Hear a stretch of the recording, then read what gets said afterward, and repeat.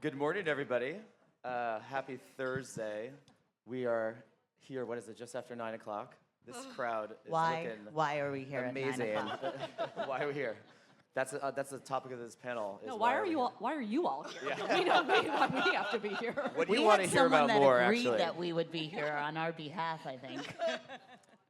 No, awesome. We appreciate everyone coming out early in the morning at the tail end of what I have thought actually is one of the highlights of the many times that I've been here is that this week has been filled with a lot of inspiration and certainly getting to meet awesome individuals like this panel. And I'm excited for you to hear from all of them today.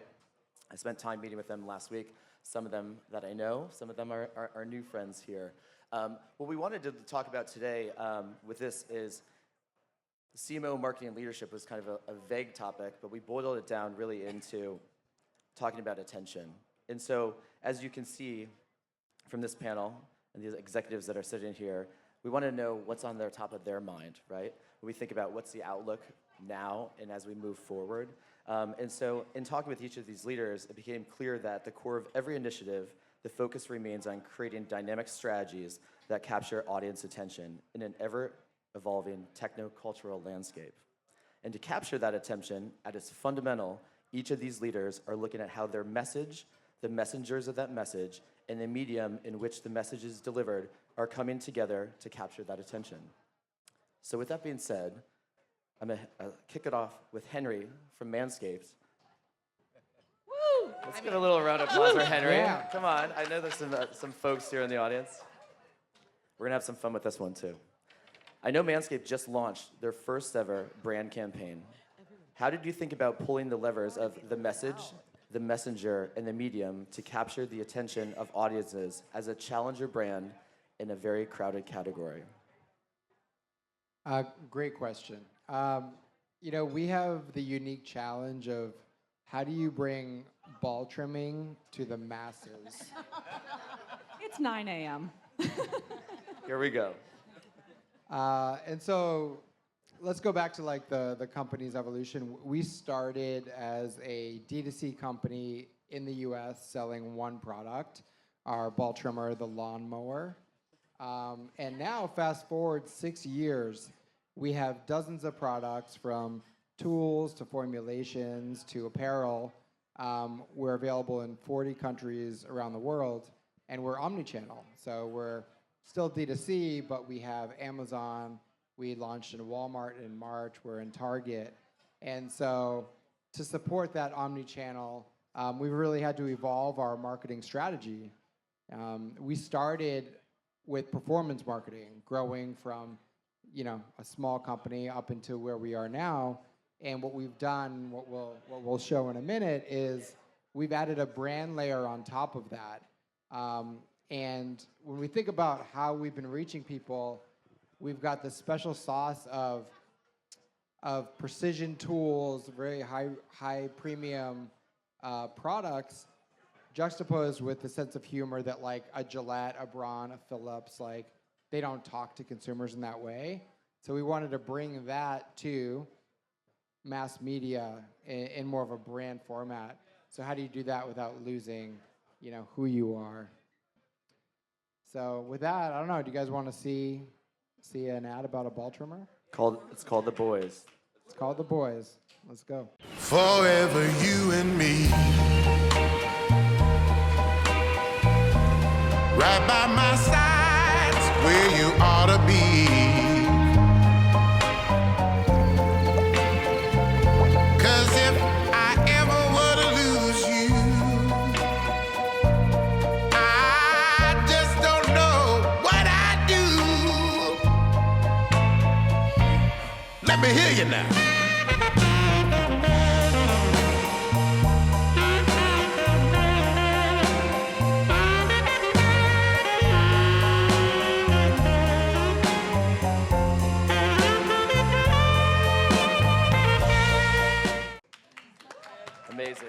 Amazing. With that being said, Henry, how did you think about the creative message across the variety of mediums when you think about creators, podcasts, and influencer touchpoints? Yeah, so that ad was created by our great partners at Pereira and Odell, and that was sort of like the centerpiece of what we did. But the question was like, how do we extend the boys into all these other touch points. And so we kind of use that as a brief for influencers, creators to create more content sort of like in their voice. Podcasters, we thought even down to the details of like when a podcast is recorded to be on YouTube, it's two people talking, but there's like a placement behind them. So we made a flag that said, do it for the boys, and just had like related podcast messaging. So that was also like a place where our internal team connected really well with the agency. I don't know if you all have that model of internal and external partners, where the agency came with like the great idea, but it was up to our internal team to connect to that and see how that could extend into all the places that we typically play as a brand. Cool. We got some drums going on in the background. Do a quick surveillance of the audience. Who's been here more than 10 times? Who's been here more than 20 times? This gentleman, I'm about to ask the next question to, has been here more than 30 times. How impressive, right? My new friend Wooly, everybody, right here. Paul, similar Canvas CEO worldwide. How do you challenge the comfortable when working with brand partners? How do you balance that message, the messenger, and the medium to drive the right kind of attention with the right audience? So a small bit of clarity, because you probably think I'm 104 years old. I came in 1995. I was about 15, and it was my first rodeo. It was a festival just for creatives of advertising agencies. There were no Americans here. America dominates now. It was only Thursday and Friday. Bizarrely, we're exhausted. We want to go home now. This is when it started. It started on a Thursday, and Friday and Saturday it was like a 2-day conference. None of this shit was here. But so I think I've been about 20 times, 15 to 20. I've lost count, or I've tried to forget. A great question. The 3 M's, messenger, medium, what was the other one? The message. Yeah, but I'd add a couple of others. I'd add 2 more M's. I would say that, it's moment and it's machines now. So I'm a senior fellow at Comedy University as well, beyond my day job, and we have a big study between Stanford and Columbia around the future of work. The statistic is that in the future, 80% of what you knew won't be useful for your career in the future. So all those years of institutional knowledge, you can just kind of shred. So that kind of challenges the comfortable, because I remember actually advocating in Cannes. I was one of the first non-jury chairs. I said, media is the new creative. So in 1999, I was the jury chair. Then we went, no, there are all these things that don't defy category. In the old days, the categories was best TV ad, best out-of-home, best radio. I think there's like 110 different definitions today of different categories that you can enter and disciplines. And essentially, I think that really does challenge, that's at the core of what you were saying, challenge of the comfortable. So if you think that it's really, it's about what we do here. That's why Cannes is so amazing, is that you pick up and you codify. You after you finish this, after all the fun and games, you look at the signals and the noise, and then you actually create. So what I do on your, just to bring this to a close, I look at story worlds. I look at the way in which all of the techniques that we're using, I call it the periodic table of communications. So if you think the periodic table is everything in our world is made up of certain elements, I've created a periodic table, and it's not just the platforms and the mediums, it's the techniques, it's the KPIs, and what are these little combinations that you're looking at? And that's how you thread the needle now. The 4 or 5 or 6 M's of marketing, let's say we're all in the marketing and communications business, is weaving the technique at the moment with the messenger, with the medium in the content. And that's nirvana. That is nirvana. That's when you get that most magical element of the catalytic element. But it's so goddamn difficult because there's like 100 disciplines at the table. There's 150 partners that you need to work with. So, it's the journey over 29 years of being at Cannes has just been amazing. But it's all about what we create today for the future, not what we did in the past. Interesting, for sure. Sarah, when we spoke last week, you mentioned focusing on building campaigns that are at the pulse of culture, both today and in the future. How does Samsung ensure their messages are on the pulse of culture to capture attention with this audience? Yeah, I think when you look at any sort of creative or anything that's out there in consumer electronics, it's a sea of sameness. So we really needed to harness the power of culture to break through the clutter, but also to resonate with consumers, because at the end of the day, I want to create something that's memorable. I want consumers to remember it, and I want them to have it in their mind when they go shopping for a TV, so it drives preference and consideration. So for us, like this year, one of our big features is AI upscaling. Although I have to say, I was on another panel where we played a drinking game. If anyone said AI, they had to chug their rosé. So right now, I owe a glass of rosé to myself. Bring on the rosé right now. I actually think we're...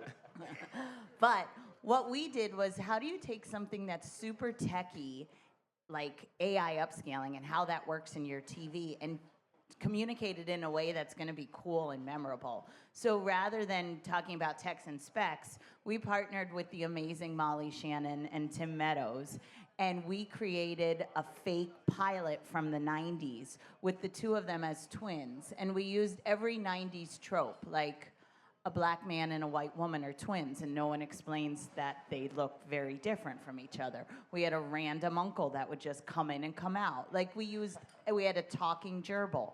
It just was all the weird random things, and we showed it as your content would look if you went back and watched like Beverly Hills 90210 or anything from back in the day. And then midway through, we showed it upscaled. So instantly consumers could get, oh, that's what that does for me. Rather than telling them, we show them, and we really have to deliver what's in it for them. So that's how I feel culture really ties into being able to sell our products and stand out. And I have to say, my daughter's sitting in the front row. She went to her first Cannes Lions when she was 10 years old, so she's definitely on track to beat everyone's records. And she wants to work in marketing eventually, so she's going to be set. She's at the right place, right people for sure. With that being said, what are some of the trends you're tracking, and how do they inform your 2025 outlook at Samsung? Nostalgia is huge for us, so that's why we went with a 90s show. Not only did it do well to showcase the technology, but it's also what people are into. There's a huge push for what we loved, and it's coming back. I mean, when my daughter plays, TLC, and she's impressed that I know all the words to the rap part of Chasing Waterfalls, because that might have been pretty hot back in my day. So nostalgia is a big trend that we're seeing, and then the other thing is just the blurring of the lines when it comes to consumers. They're not looking at us, oh, that's a CRM, and that is your top of the funnel and building awareness. They just look at, how does Samsung show up? What's in it for me? So I think really trying to get rid of tech and specs and lean into that consumer benefit is huge for us too. Is someone going to cue waterfalls now? Because I can be the T-Boz to Oh, your I left love eye. it. I think that should be our follow-up. We'll have a closing song. That's the exit song when we walk off the stage after our rosé shots. 'Cause you said AI. Yes, I just said it too.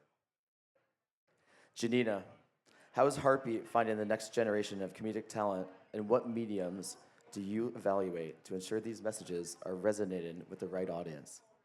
I did too many rosé shots, and I drank so much coffee when I walked in here, my heart is going to explode out of my chest. And I feel like everyone can see that happening right now. Let's see, mediums. What are we talking about here? Okay, so Hartbeat, we really are thinking about diversifying. So we think about reaching audiences whenever and wherever they are. Kevin Hart is everywhere, and therefore so are we.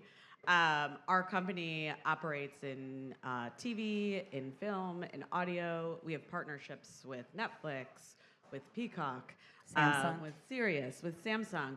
We are available everywhere. And so, like, that's really what we think about when we think about the new generation of talent, too. We bring them into our ecosystem and plug them into different places, and we're able to test, their content, their messages across all of these different mediums. And I think the other thing that we do is we think about our team as diverse by design. So our mission is to keep the world laughing together. And so in order to do that, our team needs to reflect the world, and the talent that we work with has to reflect the world, and we have to be able to reach those people everywhere. Can you talk a little bit about the first look deal with Netflix and some of the 24/7 audio channels that you're invested in? Sure. I think so. For our first look with Netflix, that's specifically on the film side. So those are Kevin's films. Are at least start there, and then we're developing a lot of other films, both with him and without. Some of those live with Netflix and some don't. On the serious side, we have LOL Network. So that's a place where a lot of times we're bringing in emerging comedic talent. We have their stand-up that's available there. Sometimes Kevin guest DJs on the comedy side there. And then we have, we're working with new talent. Like, for example, we just had a film that premiered at Tribeca, what was that, 2 weeks ago? Called Group Therapy, where we brought in a bunch of comedians to talk about mental health. And there's really interesting conversations happening there. We had Neil Patrick Harris sort of acting as the therapist for the whole piece, but then we're working with talent like Tig Notaro, Nicole Byer, London Hughes. So a diverse range of comedians that we're bringing into that. Awesome. And then would you say, as you think about evolving beyond just Kevin into this next generation, but how do you stay true to that kind of core of who he is, and what does that look like? Yeah, we like to say that we're kind of from the DNA of Kevin. So although he's a big piece of the work that we do, as we grow, it's really about that next generation. And we think about operating from humor, heart, and heat, which is kind of Kevin's DNA. I like to add hustle into that. But, so we think about, everything we do isn't necessarily laugh out loud funny, but it does have a dose of levity and lightness. We're definitely rooted in humor. We think about heart as an emotional connection with the audience, which, Kevin often does, and so does all of the other talent that we work with. And then we think about heat as virality and the things that we do, sort of, again, reaching a global audience on a large scale. And then hustle is, Kevin just, and then hustle is the hard work ethic of Kevin. I mean, he just has more hours in the day than everybody else. So we think about that with everything that we're doing and with the talent that we're working with. Kate Jalkut, Hello. so good to see you. You as well. Kate, as a legacy brand with a lot of brand equity, how are you leading Geico into the future across new mediums while staying true to its heritage? Thank you, Todd. We are a legacy brand, and we've built decades of brand equity into the Geico brand and also its characters. So we often say that the Geico caveman is the OG influencer. And of course, we have our beloved Gecko. But to complement those amazing characters and ones that have such appeal and favorability at scale, we really need to look for ways to emphasize situational relevancy, especially in our category. And a way that we do that is really through our creator marketing efforts. And creator marketing is an emerging practice for us within our marketing organization, one that we've accelerated greatly, I would say, in the last 12 months. And when we're working with talent and focusing on situational relevancy, we look for things like life milestones, right? What are those transitional moments in life that are going to be relatable to our prospective customers, that are authentic to the creators that we're working with? It could be planning a wedding, it could be buying your first home, it could be upgrading your vehicle, getting your first dog. All life moments where Geico has a very real role to play in those moments and for those individuals and their communities. So we're looking for those connection points that are authentic to the talent and the messenger, if you will, and relatable to the communities that have so much passion for them. Geico has activated a lot of work within creators in sports, programming like NCAA, NHL. So how are you leveraging those messengers to further amplify the brand? Yeah, so our recent NCAA March Madness program was a huge influencer effort for us. We worked with talent like Sue Bird, Coach Jackie, your Rich BFF, Ryan Hammer, and that's quite range if you think about those personalities, their communities, the subject matter that they create for. And the strategy behind that range was we wanted to really use our NCAA partnership to resonate with fans. And there's no single type of fan, right? The range of fans is quite vast. We did a lot of work with our agencies to really build out archetypes for different types of fans. So you had your bracketologist, right? Like that stat-geared person who knows exactly the likelihood of getting a perfect bracket or knowing when their bracket's going to be doomed because of years and years of stat crunching.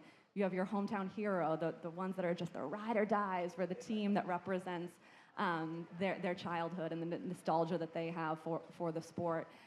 And then we went out and we matched creators to those personas. So again, that authenticity factor, not fully leaning into an endemic-only filter, but really looking at, how do these subject matter experts, how do these communities, how do these personalities align with the fan personas that we were ultimately trying to resonate with and build equity with. And it was extremely successful. We also had an opportunity to kind of bring some of our influencer work into mass media. So we had one of our influencers actually featured in our TVC that aired during the live games throughout the tournament. And again, it was a great success. We did use it to launch our new campaign platform. So however you fan, get more with Geico. And that's something that we'll continue to do in future efforts as well. So some of the new areas that Geico's leading into, you mentioned jewelry and pet. So like those messages, how are you crafting those messages to be authentic, but also in kind of unique and specialized categories? What does that look like? Yeah, sure. So that definitely plays on the get more part, right? We want to make sure that while we have that amazing heritage of being synonymous with auto insurance, we offer much more than that. We really provide, everything to meet the world of insurance needs for our customers.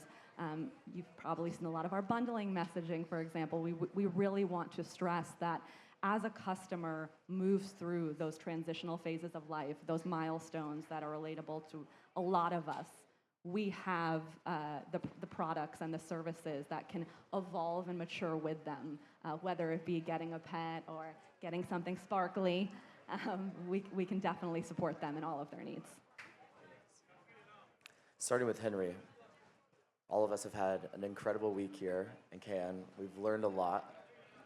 What are some of the highlights that you're going to take from this week when you think about marketing within Manscaped and driving that forward, whether that be this year or in 2025, 2026, and what does that look like? Yeah, I think one thing that is interesting is I love coming here and sharing what problems we're trying to solve, and then learning that there's so many other brands that are very different from ours that are facing the same thing. We're all working on the same thing, and so I love that. One was the evolution into brand and performance. Some brands are started with brand and they're getting more into performance, and we're going the other way with it. So it was just really interesting to see how Papa John's and Nike and Land Rover are tackling that same thing. I think obviously AI, we've been AI'd to death here, but that's also interesting, how we're all approaching that.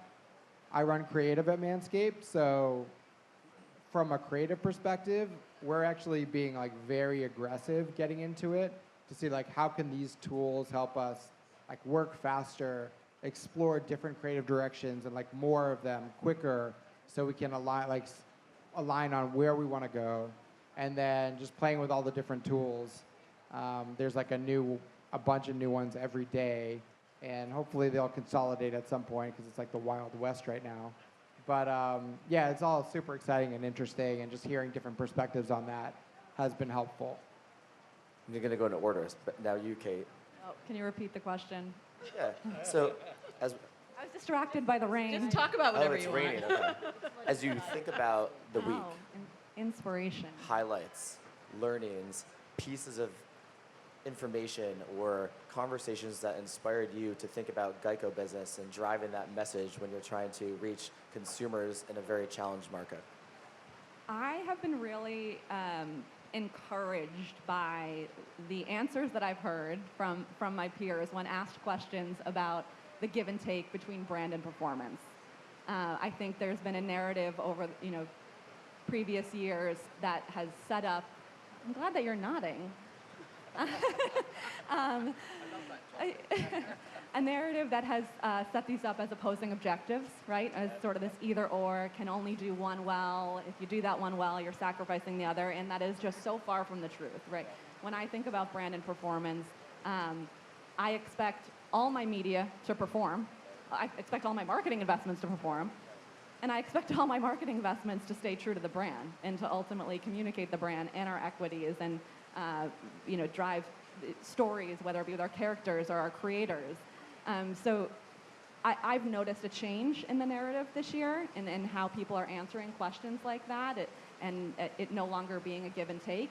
And I think that's been really encouraging and critically important because, geez, it is really raining. I hope they're insured with Geico. Yeah, I'll go faster. It's going to hold. Yeah, I think just avoiding that give and take. You can do both. Everything should do both. And for me, it's about increasing the opportunity to convert more so than increasing conversion dollars. And I think that's been a topic that has been woven into a lot of the conversations that I've been part of. All right, Sarah, you're up. Can we just pause that? Like, people are scrambling all around here, making sure we're battening down the hatches. Should we be holding Safety electronics? first, be, everyone. Safety first. The roof could collapse. All right, what I've been really excited about, I will say, and it's one of the reasons that I love this entire festival, is just the connections. I have had so many amazing conversations, heavy, big, meaty conversations about how we can work together. I've seen people, we really are going down. I feel like it's, do we feel like we're on Titanic? We're still playing on the stage? I'm gonna just say conversations next. Let's go. All right, Wrap it Janina, you're up. I think there's been, I think the conversations have been, I'm like, what is happening? I think the conversations have been really interesting. I think I've had some conversations about measurement that have been particularly interesting, particularly as we think about working with talent. Seriously, the thing is moving. So I think that's an interesting conversation. I think there's been a lot of conversation about authenticity, and I think what I'm thinking about moving forward is how do we go beyond sort of just using that as a buzzword and really thinking more about how we're connecting with audiences. And the other piece is, I think we were talking about this a little bit, reaching audiences across all different mediums. We're thinking a lot about how can we develop long-form content. We're working a lot with brands, because even the film that I was talking about previously, we did in partnership with a brand, so brand-funded content. So we're thinking about how can we develop long-form content that we're proud of as a studio and that's entertaining to an audience, but then brands can also cut that up and use that in different places in their sort of traditional advertising spaces, in their social, and across the board. All right, Wooly, you're up. Yeah, no, I think this is called the Festival of Creativity. So I'm always trying to thread the needle around the redefinition of creative. And to use your kind of construct, it is messengers. So obviously it's the festival of, influencers and that, and, how we we're defining creative through that. I think the moments, the mediums, the platforms, how do we get the best out of that creativity?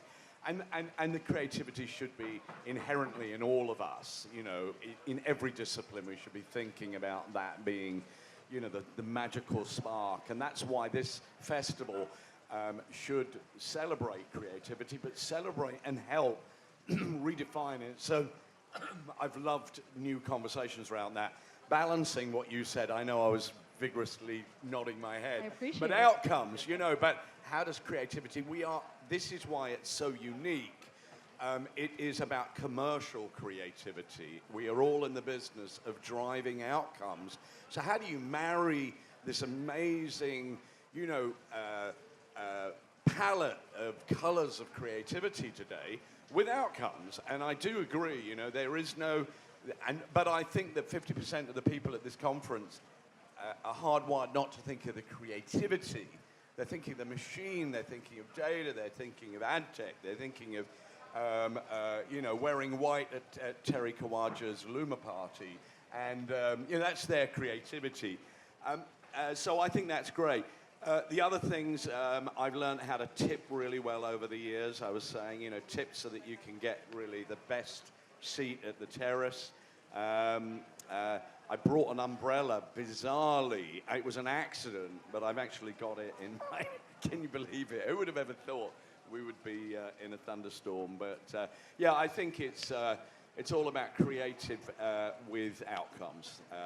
And there's really, you can do both at the same time. You can juggle and sing. Oh, one small little, what I've learned from these amazing co-panelists is humor.